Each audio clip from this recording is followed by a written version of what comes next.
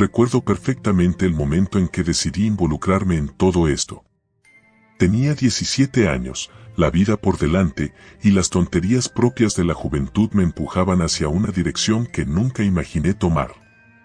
Vivía en un pequeño pueblo en la frontera entre México y Texas, un lugar olvidado por el mundo, donde las noches eran más largas y los secretos corrían como el viento entre los montes. Y ahí estaba yo, sin saber que, en cuestión de días, mi vida se transformaría en una pesadilla de la que no sabía si iba a poder escapar. Todo comenzó con Rubén. Él era uno de esos chicos que siempre parece estar metido en problemas, pero nunca lo suficiente como para acabar en la cárcel. Tenía una sonrisa confiada, una que me hizo creer, ingenuamente, que todo estaría bien si me quedaba a su lado. Fue él quien me contó sobre El Pozo, una operación clandestina de narcotráfico que nadie mencionaba en voz alta, pero que todos sabían que existía. Era el lugar al que acudías si querías ganar dinero rápido, aunque el precio que pagaras fuera mucho más alto de lo que esperabas.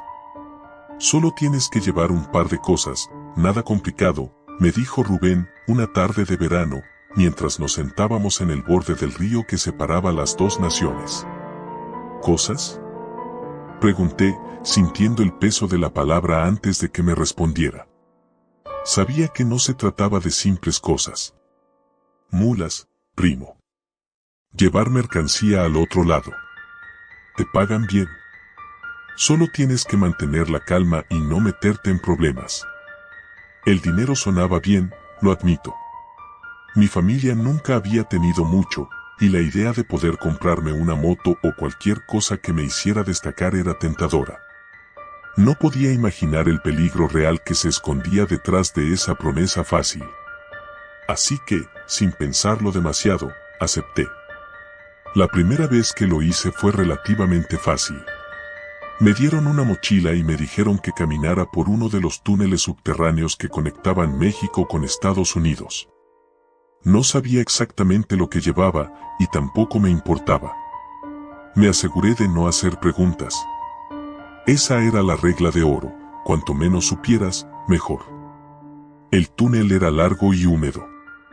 El aire era denso, y solo la luz de mi linterna me mantenía orientado mientras avanzaba entre la oscuridad. Me dijeron que solo tenía que llegar al otro extremo y entregar la mochila a alguien que me estaría esperando. Y así fue, un hombre de rostro sombrío tomó la mochila sin decir una palabra, me entregó un sobre lleno de dinero y desapareció en la noche. Regresé a casa con una sensación extraña en el estómago.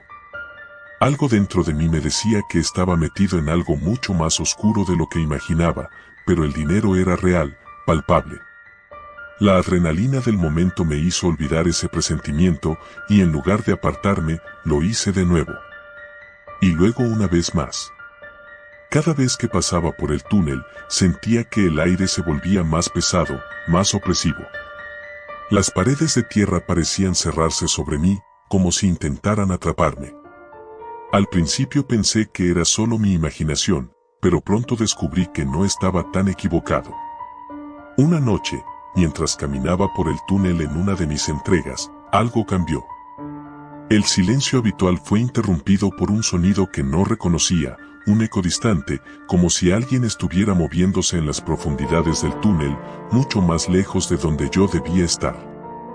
Me detuve en seco, apagando mi linterna para no ser detectado, y escuché. El sonido continuó por unos segundos, un raspado extraño, como uñas rasgando la tierra, y luego se desvaneció. Me quedé inmóvil durante lo que parecieron horas, con el corazón martillando en mis oídos. Estaba solo, en la oscuridad, y sentía que algo me observaba. Pero no había nada, o al menos, nada que pudiera ver. Aterrado, encendí la linterna de nuevo y seguí caminando más rápido de lo que debía, deseando salir del túnel lo antes posible. La siguiente vez que regresé a la entrada del túnel, ya no estaba tan seguro de querer hacerlo. Le conté a Rubén lo que había escuchado, pero él se rió. Son alimañas, primo. Ratas o algo así. No te preocupes. Quise creerle, pero en el fondo sabía que algo no estaba bien. A pesar de eso, el dinero era demasiado tentador. Volví a aceptar el trabajo, pero esa noche lo lamentaría profundamente. Entré al túnel como siempre, pero esta vez, desde el principio, algo no encajaba. El aire era más frío, y había una sensación extraña en el ambiente, como si algo maligno estuviera acechando entre las sombras. A mitad del camino, el mismo sonido de la vez anterior volvió, pero esta vez era más fuerte, más cercano. Me detuve en seco, con la linterna en alto, y miré a mi alrededor, pero no pude ver nada. Sin embargo, sabía que no estaba solo. De repente, el suelo bajo mis pies tembló ligeramente y escuché algo moverse rápidamente entre las paredes de tierra. Giré la cabeza justo a tiempo para ver una figura oscura deslizarse hacia la esquina del túnel, desapareciendo en la penumbra. El miedo me recorrió el cuerpo y, sin pensarlo, comencé a correr. Podía escuchar algo detrás de mí, siguiéndome, respirando pesado, como si intentara alcanzarme. Mi linterna parpadeó y se apagó. Corrí a ciegas, chocando contra las paredes del túnel, sintiendo que mi corazón estaba a punto de explotar en el pecho. El sonido de esas garras rasgando la tierra era cada vez más fuerte, más cercano. Podía sentir su aliento detrás de mí, una respiración húmeda y putrefacta que me hacía temblar de terror. Tropecé y caí al suelo, mi rostro chocando contra la tierra fría. Intenté levantarme, pero algo me agarró por el tobillo y me arrastró hacia la oscuridad. Grité, pero nadie me escuchaba. Estaba solo, siendo arrastrado hacia el interior del túnel por algo que no podía ver. Pateé y golpeé con todas mis fuerzas, intentando liberarme, pero aquello era demasiado fuerte. De repente, el agarre en mi tobillo desapareció y me quedé tendido en el suelo, jadeando y temblando. La linterna, a unos metros de mí, volvió a encenderse sola, emitiendo una luz tenue. Me arrastré hacia ella, con las manos temblorosas, y la levanté, apuntando hacia el lugar desde donde había sido arrastrado. No había nada.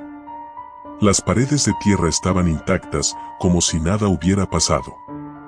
Pero yo sabía lo que había sentido. Sabía que algo me había agarrado. No regresé al túnel después de eso. Decidí dejarlo todo, aunque el dinero fuera una pérdida enorme. Rubén se burló de mí, diciendo que me había vuelto paranoico, pero yo sabía lo que había pasado. Sabía que algo en ese túnel no estaba bien. Unos días después, me enteré de que Rubén había desaparecido. Había tomado una entrega más, una que él insistió en hacer solo. Nunca regresó. Dijeron que tal vez había sido atrapado por las autoridades, o que había huido con el dinero.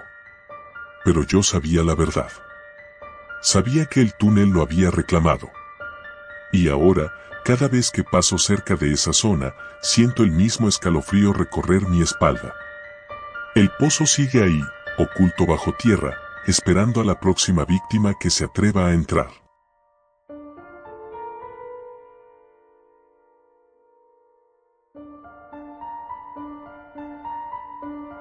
Recuerdo con claridad la primera vez que supe que mi tío Alberto estaba involucrado en el narcotráfico. Tenía 16 años y vivía en un pequeño pueblo en el norte de México, justo en la frontera con Texas.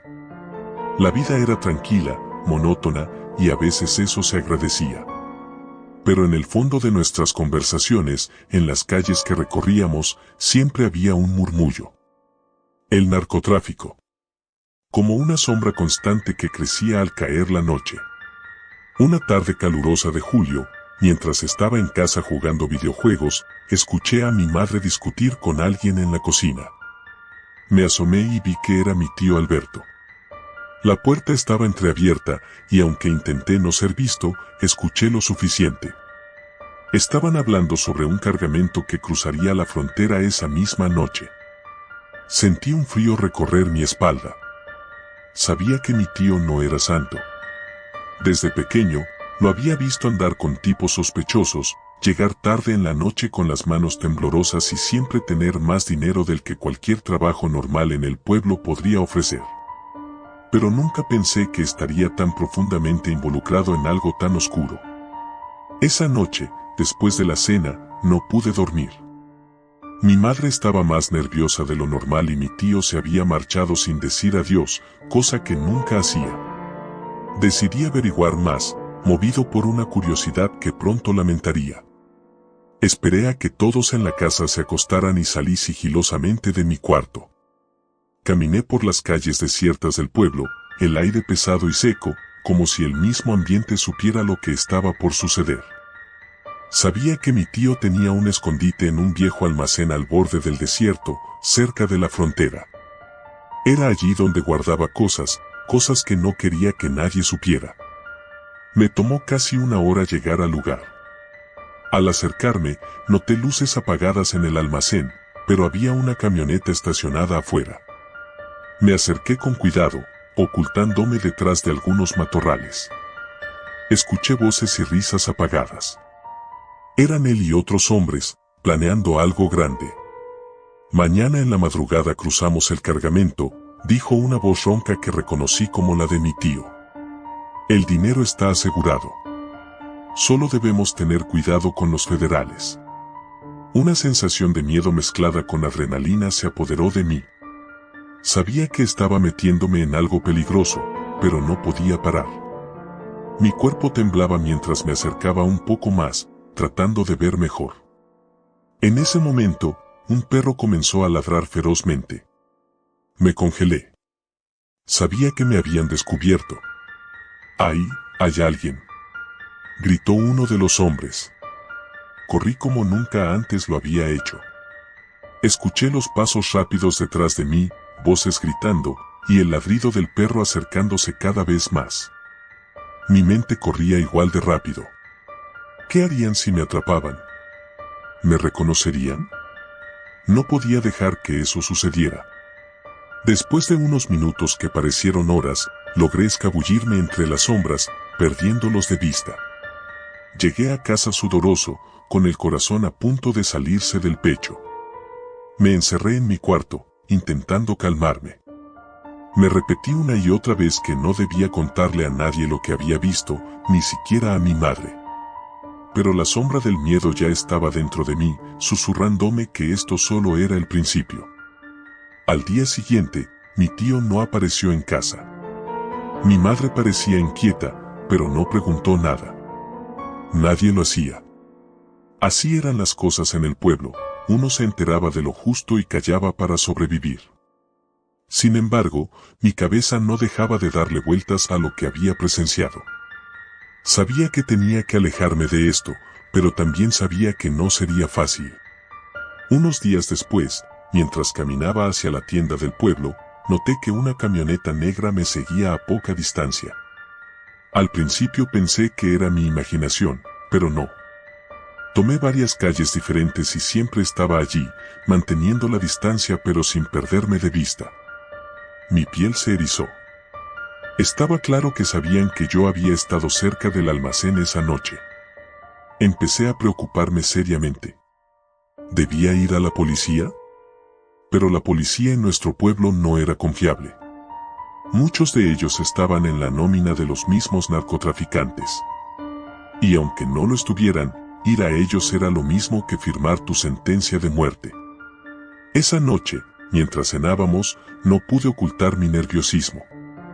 Mi madre me observaba de reojo, y finalmente, como si no pudiera más, me preguntó: ¿Qué te pasa, Jorge? Estás muy raro estos días. No sabía qué decirle. Mi mente estaba llena de imágenes, mi tío, los hombres en el almacén, la camioneta negra. Pero no podía soltarle todo eso de golpe. Así que simplemente negué con la cabeza. Nada, mamá. Solo, he tenido malas noches.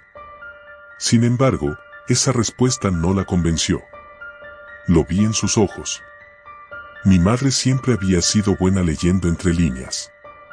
Y esa misma noche, después de que me fui a la cama, la escuché hablar por teléfono con alguien. Sabía que hablaba con mi tío.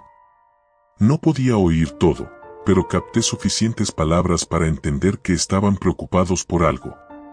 Quizá ya sabían que había visto más de lo que debía. Pasaron unos días y mi tío volvió al pueblo, pero su comportamiento era diferente. Estaba más reservado, más silencioso. A veces lo sorprendía mirándome de una forma que no me gustaba, como si estuviera evaluándome. Fue entonces cuando supe que estaba metido en problemas más grandes de los que imaginaba. Mi instinto me decía que debía alejarme, pero también sabía que ya estaba atrapado. Unas semanas después, todo se salió de control. Eran casi las 3 de la madrugada cuando unos ruidos extraños me despertaron. Al principio pensé que eran los perros callejeros, pero pronto escuché pasos pesados y murmullos afuera de la casa. Me levanté rápidamente y me asomé por la ventana. Mi corazón se detuvo cuando vi a varios hombres armados rodeando nuestra casa. Uno de ellos llevaba una máscara y, aunque no podía ver su rostro, sabía que estaba allí por mí. El pánico me consumió. Corrí a despertar a mi madre, pero antes de que pudiera hacerlo, escuché un fuerte golpe en la puerta. Mi madre también se despertó sobresaltada. Ambos sabíamos que no había tiempo. Apenas tuve la oportunidad de susurrarle lo que había estado sucediendo en las últimas semanas cuando la puerta principal fue derribada. «Salgan de una vez o los volamos en pedazos», gritó una voz desde la sala. Mi madre me miró con los ojos llenos de terror, y en ese momento supe que había llegado el final. Estábamos atrapados. Pero, contra todo pronóstico, escuché la voz de mi tío desde afuera. «Esperen, esperen», gritó. «Déjenlos en paz, él es mi sobrino». Los hombres vacilaron un momento, lo suficiente para que mi madre y yo nos escondiéramos en una pequeña despensa. Mi corazón latía tan fuerte que sentí que podrían escucharlo desde el otro lado de la pared.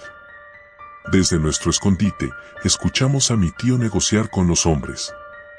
No entendí todo, pero una cosa quedó clara: él estaba intentando salvarnos, ofreciendo algo a cambio de nuestra vida. Cuando finalmente se fueron, todo quedó en un silencio sepulcral. Salimos de la despensa temblando. Mi madre me abrazó fuerte, susurrándome que todo estaría bien, pero sabía que nada volvería a ser igual. Mi tío nos había salvado, pero ¿a qué precio? Nunca más volvimos a hablar de esa noche. Pero el miedo seguía allí, una sombra que no podía dejar de crecer. Un mes después, mi tío fue encontrado muerto en una carretera. Un ajuste de cuentas, dijeron. Y en el fondo supe que, aunque había intentado protegernos, no había escapatoria para nadie que se involucrara en ese mundo. La sombra del narcotráfico se cernía sobre nosotros, siempre acechando, siempre esperando el momento adecuado para reclamar otra vida. Y aunque seguía viviendo en el mismo pueblo, nunca volví a ser el mismo.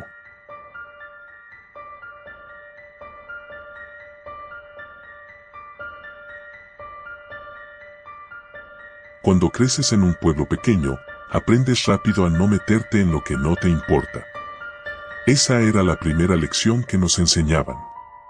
La segunda, y tal vez la más importante, era que no te metieras con la gente equivocada. Especialmente con los tipos que manejaban el narcotráfico. Todo el mundo lo sabía, pero nadie lo decía en voz alta. La única razón por la que todavía seguíamos con vida era porque sabíamos mantenernos lejos. Mi nombre es Diego, y hasta hace poco, era un chico común de 19 años que soñaba con salir de ese agujero olvidado en la frontera norte de México.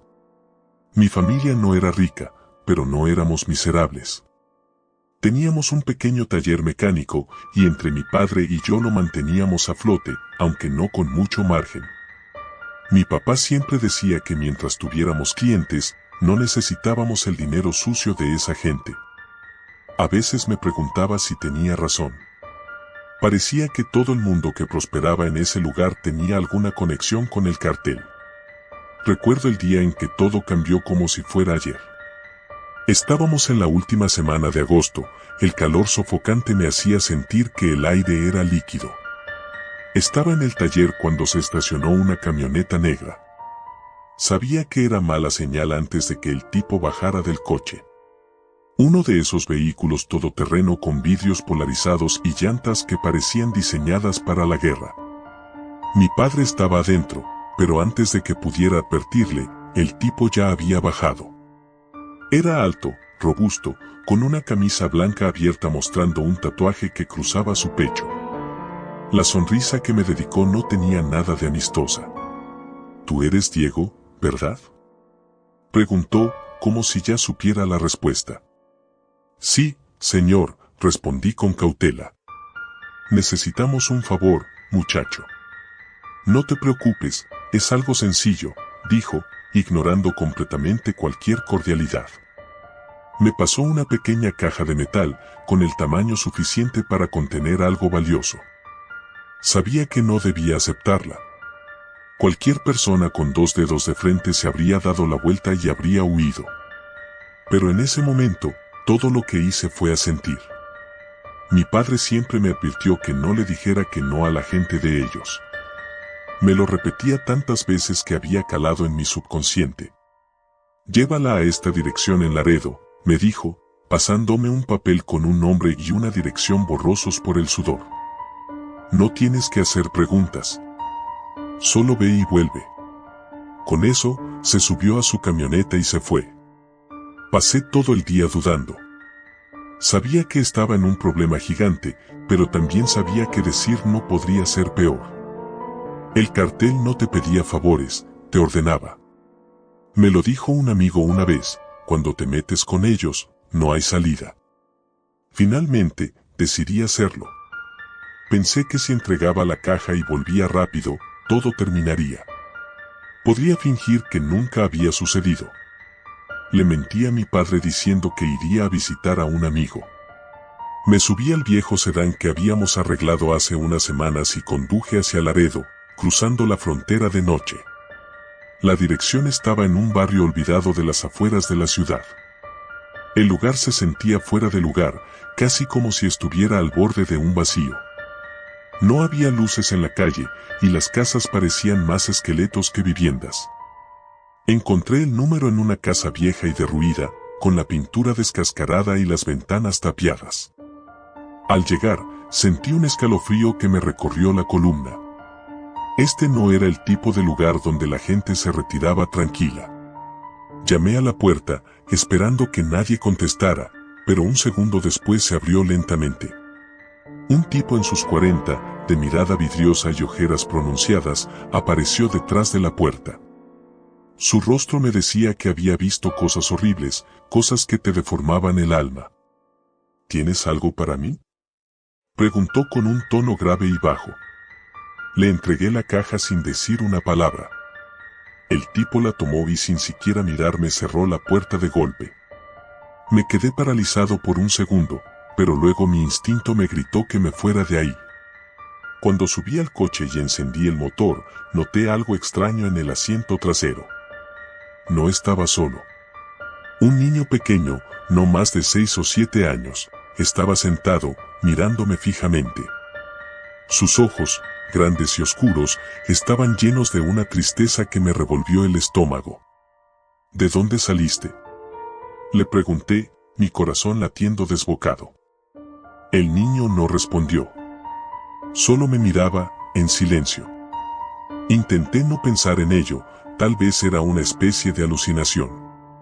Me dije a mí mismo que solo estaba nervioso por la situación. Pero conforme conducía de regreso, cada vez que miraba por el retrovisor, el niño seguía ahí, inmóvil. No desaparecía. Intenté hablarle varias veces, pero no respondía. Simplemente estaba, como una sombra que no se desvanecía. Llegué a casa tarde, y al voltear por última vez al asiento trasero, el niño había desaparecido. Me quedé sentado en el coche un rato, intentando entender lo que había pasado. ¿Era mi mente jugando conmigo? Me dije que debía dormir, que todo esto era el estrés. Esa noche, los sueños fueron insoportables. El rostro del niño se repetía una y otra vez, pero cada vez estaba más pálido, más vacío. En los sueños, me hablaba, pero sus palabras eran ininteligibles, como un susurro ahogado por la distancia. A la mañana siguiente, me desperté empapado en sudor. Al mirar el reloj, me di cuenta de que había dormido apenas unas horas. Me lavé la cara y traté de mantenerme ocupado en el taller. Todo parecía normal hasta que, al revisar el coche que había usado la noche anterior, encontré algo que me congeló la sangre. En el asiento trasero había una pequeña mancha de sangre. La ignoré, limpiándola rápido, pero el miedo comenzó a enraizarse en mi interior. No podía dejar de pensar en ese niño. ¿Quién era? ¿Cómo había llegado a mi coche? ¿Por qué había desaparecido? No tardé mucho en recibir una llamada de ellos. Sabía que vendría. El hombre del tatuaje me dijo que había hecho un buen trabajo, que había alguien más que necesitaba otro favor. Sentí el estómago hundirse, pero no pude negarme. Esta vez no solo entregaría una caja. El siguiente encargo era llevar un paquete y recoger algo en una casa en medio del desierto. El viaje fue largo, silencioso, y el paisaje árido solo me llenaba de más incertidumbre. Al llegar a la dirección indicada, una casa abandonada en medio de la nada, tuve el mismo escalofrío que en la última entrega. Me adentré en el lugar y, para mi horror, lo que encontré fue peor de lo que podría haber imaginado. El niño que había visto antes, el que había estado en mi coche, estaba ahí. Pero no estaba vivo. Estaba en una mesa, cubierto por una sábana ensangrentada. No podía entenderlo, mi mente se negaba a procesarlo. Estaba muerto, pero su espíritu, su presencia, me había seguido desde esa primera noche. Un escalofrío recorrió mi cuerpo al darme cuenta de la verdad. Había sido una advertencia, una especie de señal que había ignorado. Cuando intenté salir de la casa, escuché pasos detrás de mí. Giré rápidamente, y ahí estaba él, el mismo niño, pero esta vez su rostro no era solo triste. Había algo monstruoso en sus ojos, algo que me hizo retroceder hasta toparme con la pared. «Ayúdame», susurró. El terror me atrapó y salí corriendo, dejando todo atrás. Corrí hasta llegar a mi coche y no paré hasta que estuve de regreso en el pueblo. Mi mente estaba llena de imágenes aterradoras y no sabía cómo escapar de ellas. Sabía que no había forma de salir ileso de esto. Poco después, me di cuenta de que ya estaba perdido. Había tocado algo mucho más oscuro de lo que podía imaginar y ahora no tenía forma de escapar del monstruo que me había atado al cartel, ni del niño que seguía apareciendo en cada rincón de mi mente. No sabía si alguna vez tendría paz, pero algo estaba claro, el narcotráfico no solo te robaba el alma, sino que te condenaba a un infierno del que no podías escapar.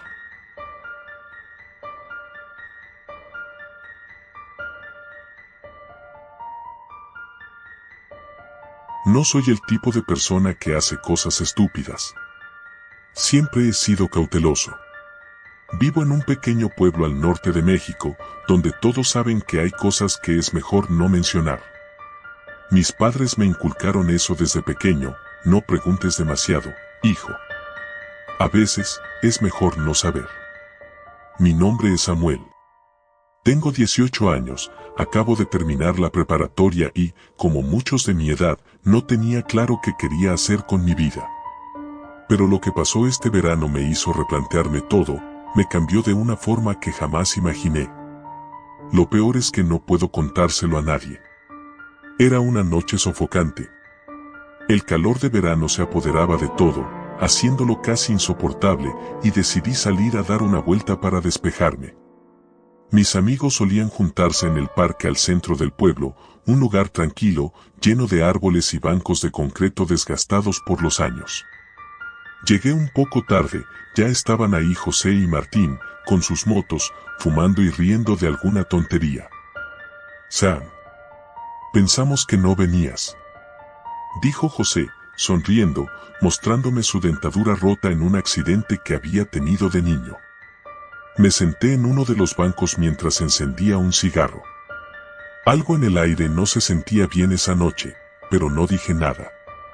A lo lejos, las luces de la carretera brillaban entre la neblina que el calor traía consigo. No éramos tontos. Sabíamos que esa carretera no era solo una vía de tránsito normal. La mayoría de los camiones que pasaban por ahí no llevaban mercancía legal. Todos lo sabíamos, pero nadie lo mencionaba. Había reglas no escritas que seguíamos sin cuestionar.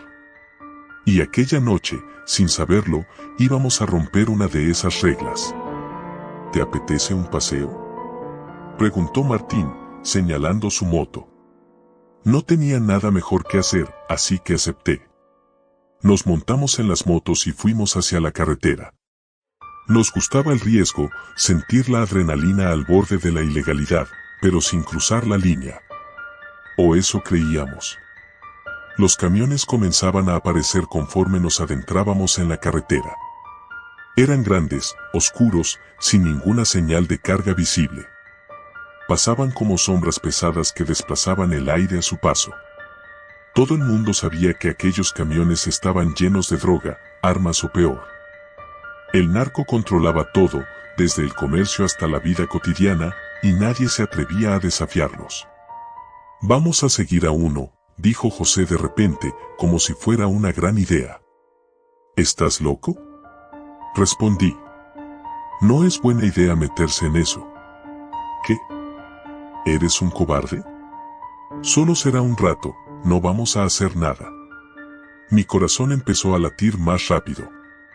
José siempre tenía esas ideas estúpidas, pero Martín ya lo estaba siguiendo. No quería quedarme atrás, aunque una parte de mí me gritaba que era una pésima decisión.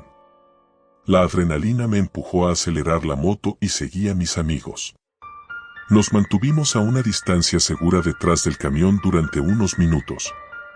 De cerca, el vehículo parecía aún más amenazante, como si las sombras que lo rodeaban se estuvieran apoderando de nosotros.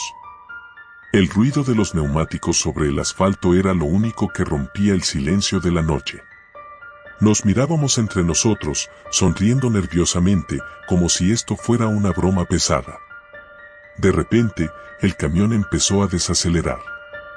Nos detuvimos detrás, apagando las motos y ocultándonos entre la maleza al costado de la carretera. No sabíamos qué hacer, y para ser sincero, yo ya quería salir corriendo de allí. Pero antes de que pudiera sugerirlo, el camión se detuvo completamente. «No me gusta esto», susurré. José me ignoró y se arrastró hacia el camión, queriendo ver más de cerca. Martín lo siguió, y yo no tuve más remedio que hacer lo mismo. Cuando nos acercamos, pudimos escuchar voces, hombres hablando en un tono bajo pero firme. Era imposible entender qué decían, pero la tensión era palpable. Todo en mí me decía que nos fuéramos, pero entonces sucedió algo que nos dejó petrificados. La puerta trasera del camión se abrió, y de la oscuridad emergió una figura. Un hombre corpulento, vestido completamente de negro, bajó de un salto y comenzó a caminar hacia el frente del vehículo. No pude ver su rostro, pero el aura que lo rodeaba era inquietante. No era un simple conductor. Este hombre era alguien más, alguien con poder. Lo que vi después me paralizó. De la parte trasera del camión, arrastraron a una mujer. Estaba vendada, amordazada y con las manos atadas a la espalda. Su ropa estaba rota, y aunque no emitía ningún sonido, supe que estaba aterrorizada. «¿Qué diablos?», susurró Martín a mi lado. Quise decir algo, pero mi garganta estaba seca. La mujer fue arrojada al suelo mientras el hombre de negro sacaba algo de su chaqueta. La luz de la luna reflejó el brillo metálico de un cuchillo. Mis amigos y yo nos miramos, sin saber qué hacer. Lo que veíamos no parecía real, pero lo era. José, siempre el más impulsivo, dio un paso hacia adelante, pisando una rama seca que crujió bajo su pie. El sonido resonó como una bomba en el silencio de la noche. El hombre del cuchillo se giró inmediatamente hacia nosotros. No sé si fue el miedo o la pura adrenalina, pero mi cuerpo comenzó a moverse por sí solo. Corrí. Corrí más rápido de lo que jamás había corrido en mi vida. Escuché disparos a mis espaldas. No sé cuántos. No sé si fueron hacia nosotros o hacia la pobre mujer, pero no me atreví a mirar atrás. Los gritos de Martín y José se desvanecieron en el aire, y solo me quedé con el sonido de mi respiración agitada y el latido ensordecedor de mi corazón. Corrí hasta que mis piernas no pudieron más. Logré esconderme en un pequeño cobertizo abandonado a un par de kilómetros de la carretera. Estaba cubierto de polvo y moho, pero no me importaba. Mi cabeza daba vueltas, intentando procesar lo que había visto. ¿Qué íbamos a hacer? Si aquellos hombres sabían que estábamos allí, no estaríamos a salvo. Nadie en el pueblo estaría a salvo. Horas más tarde, cuando por fin me atreví a salir, volví al pueblo.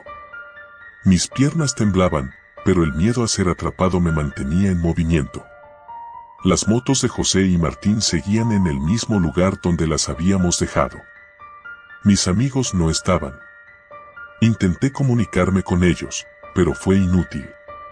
Ni mensajes, ni llamadas. Era como si se los hubiera tragado la tierra. Durante los días siguientes, pregunté discretamente por ellos. Nadie sabía nada, o al menos nadie estaba dispuesto a hablar. El silencio en el pueblo era abrumador, más pesado de lo normal. Y entonces, una noche, apareció algo en mi puerta. Un sobre manchado de sangre. Adentro, solo había una nota con un mensaje que me heló la sangre: tú también estás en la mira. No hables. Al lado de la nota, un pequeño mechón de cabello, que reconocí de inmediato. Era de José. No volví a dormir tranquilo después de eso. El pueblo entero estaba sumido en un pacto de silencio. Sabían lo que había pasado, pero nadie quería confirmarlo. ¿Cuántas veces más había sucedido algo así sin que nos enteráramos? Las desapariciones eran más comunes de lo que se reportaba, y ahora sabía la razón. Ya no soy el mismo desde esa noche. A veces me despierto en medio de la oscuridad, escuchando voces que no están ahí, imaginando el crujido de una rama bajo mis pies. Intento hacerme a la idea de que, mientras me mantenga callado, estaré a salvo. Pero sé que eso es una mentira. En el narcotráfico, todos estamos en la mira. Y tarde o temprano, nos alcanza.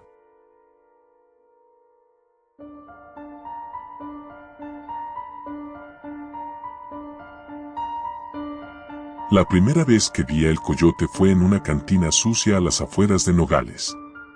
Yo estaba bebiendo una cerveza que ya sabía amarga por la ansiedad.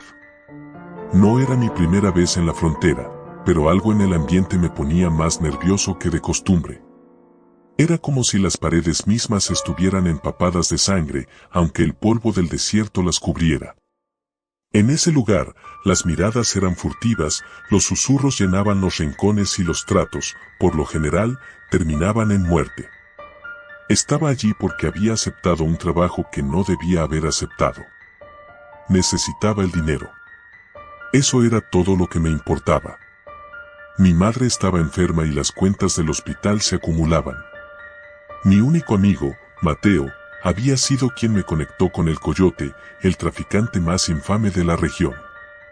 El Coyote no solo traficaba drogas, también controlaba el paso de personas, armas y hasta secretos. ¿Estás seguro?, me había preguntado Mateo una semana antes, mirándome con una mezcla de preocupación y resignación. Una vez que te metes, no hay salida. Pero yo no escuchaba. Solo veía el futuro y el dinero, sin pensar en lo que me iba a costar realmente. Esa noche, en la cantina, mientras los otros bebían y reían de forma exagerada para ahogar su miedo, El Coyote entró. Era un hombre delgado, pero no frágil. Su piel curtida por el sol, su sombrero oscuro y las botas de cuero polvorientas lo hacían parecer una sombra que había cobrado vida.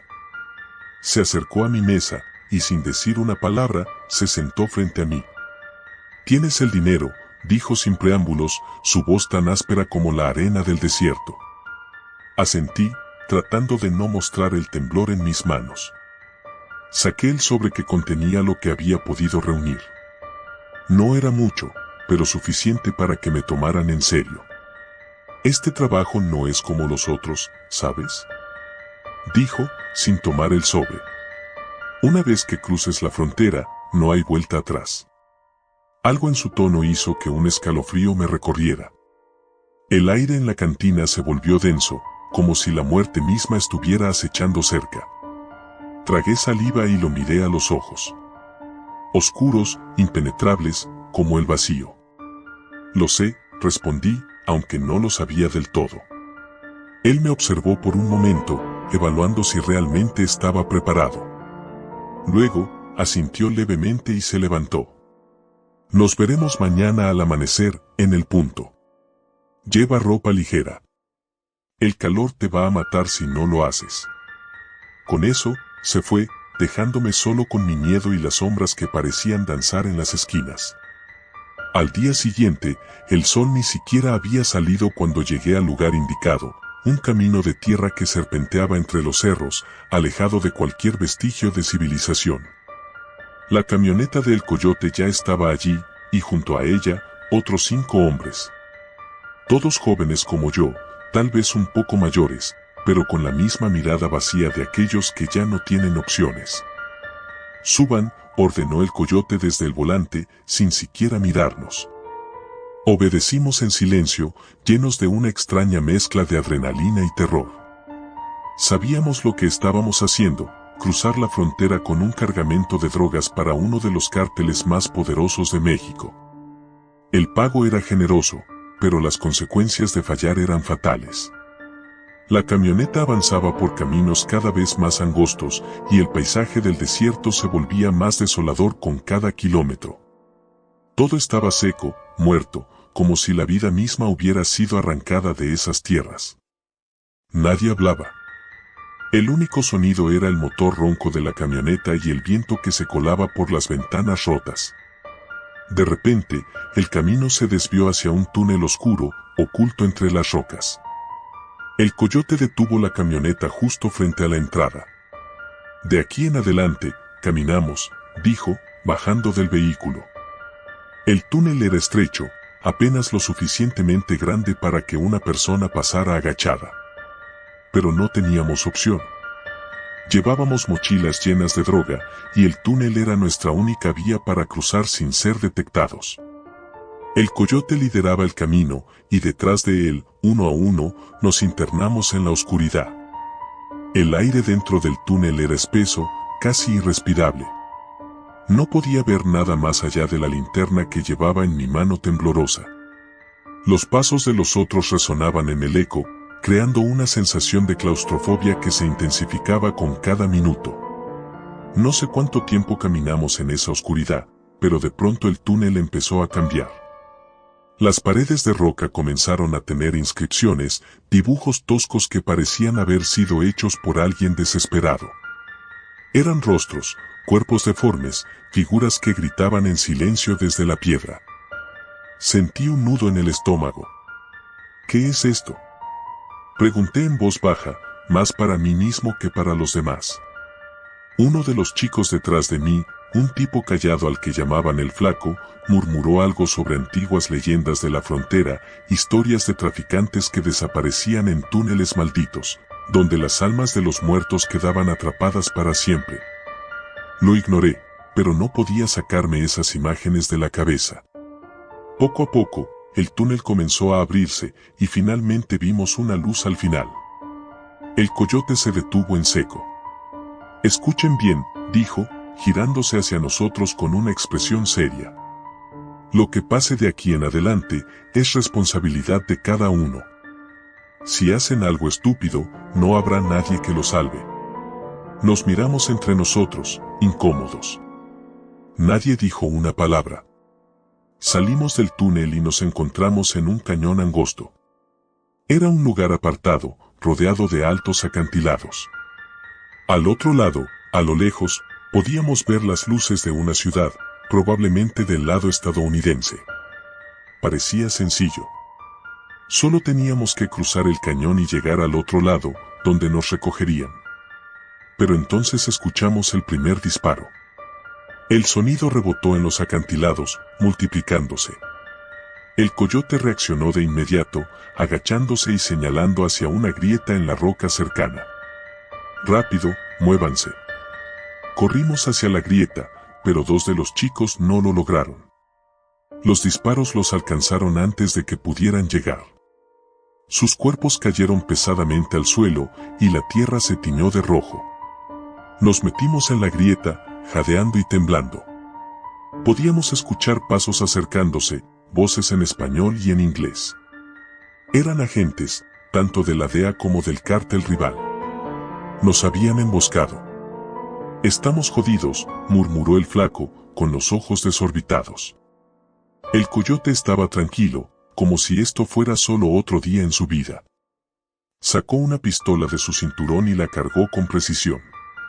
Solo hay una forma de salir de aquí, dijo, mirando hacia el túnel que habíamos dejado atrás. Pero no les va a gustar. Los agentes ya estaban cerca. No teníamos opción. Nos adentramos de nuevo en el túnel, pero esta vez todo se sentía diferente. El aire estaba más pesado, las inscripciones en las paredes parecían moverse, deformarse, como si las figuras estuvieran vivas. Algo estaba mal, muy mal. Empezamos a oír susurros.